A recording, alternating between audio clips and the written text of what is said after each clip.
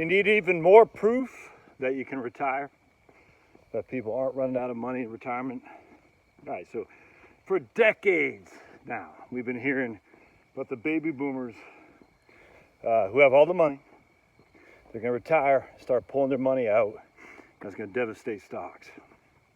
Because how else can they survive retirement without taking massive distributions from their IRAs and 401ks, which they put so much money in from the 70s, 80s, 90s, and aughts and whatnot. Weird. The stock market hasn't had any kind of major swoon, has it? You know, typical down markets. 2001 and 2 was bad. You know, we could attribute that to the tech stock. If you weren't in tech stocks, you survived just fine. You know, large cap value stocks, they went down. You didn't get smashed. It's just a regular, good old-fashioned bear market. Happens all the time. 2007, 8, 9, yeah, everything got smoked. We can attribute a lot of that to mark-to-market accounting and whatnot. That certainly wasn't a cause because the baby boomers put all their money out. In 2022, we had a bear market, just a typical 25% decline. I think mainly it was NASDAQ, if memory serves. Either way. But we haven't had any massive distributions in our retirement account, in the stock market. That would be attributed, as we've been told for many, many years, of baby boomers retiring and have to pull all their money out of their accounts to fund their retirement. Hasn't happened, has it? That's weird. It's almost like, dare I say it, we've been lied to, that maybe as retirees, or people hit retirement, they find they don't spend as much as they thought they would, and thus they don't need to pull as much money out of their portfolio as we were told. I mean, literally, I've heard for years the investment market is going to fall because of the massive amount of wealth that retirees are going to have to pull out of stocks in order to fund their retirement. Hasn't happened. I guess you could make an argument. Well, they've been pulling money out, but the markets keep going up. That doesn't make any sense. If you have more sellers than buyers, then you're going to have a down market. It's just that simple. So, and then we heard on the other hand, too, that my generation hasn't been saving enough. So, you know, my generation now in their primo earning years, we'd be dwarfed by the baby boomers because the baby boomers are so much more sizable than my generation. And as such, the baby boomers are pulling $10 out and we're only adding $3 to $4 to the market. Again, that's a net sell, which means the prices go down. Hasn't happened. Well, the generation millennials are coming up, and that's a big generation of people. Okay, but they don't have any money, we've been told, because of all the student loan debt and whatnot. And they don't have that much income in which to fund the market to have the buy side override the sell side of the baby boomers. So what is it? If we don't have the buy side coming in to backstop the sell side of the baby boomers, and again, economics, baby, supply and demand. More buyers and sellers, price goes up. More sellers and buyers, price goes down. Basic stuff there. You don't even need a PhD in silly astrophysics to realize this. Yes, and astrophysics is silly. Anyway, so how do you account for that? Well, it's going to happen yet, Josh, but it's going to happen. Okay. When? Well, you know, because I think the youngest baby boomer, 64. So the youngest, 1964, is the youngest baby boomer born. Now, I'm born in 1970.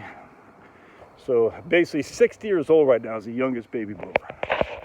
So the vast majority of baby boomers are in their 60s. I mean, we're talking, 95%.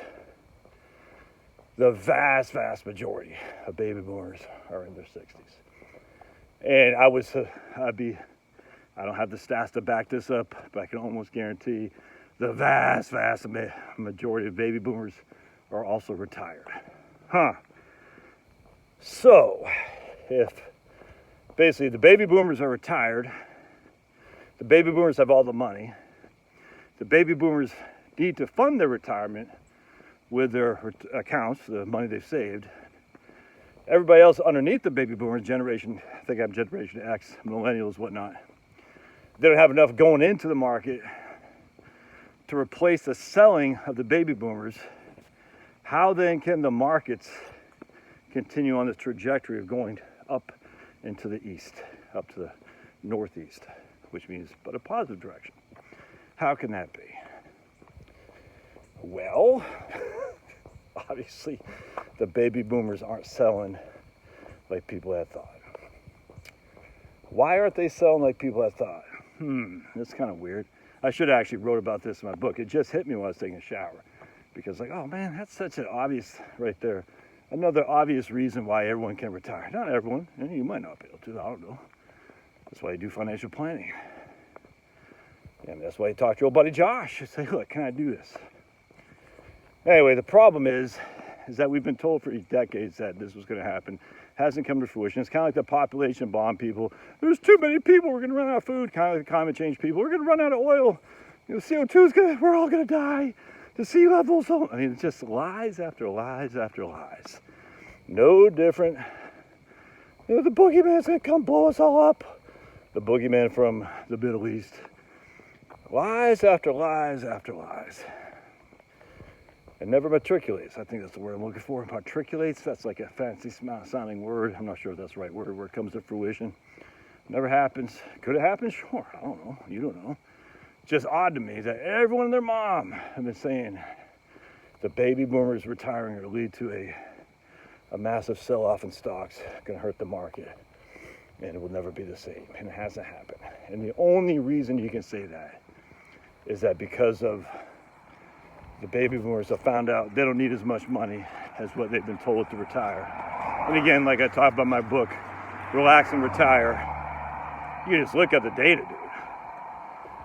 Charitable contributions, gifting, and whatnot goes up as people age. That's impossible, to quote Ralph Wiggum. Who knows who Ralph Wiggum's from? Ralph Wiggum. That's impossible.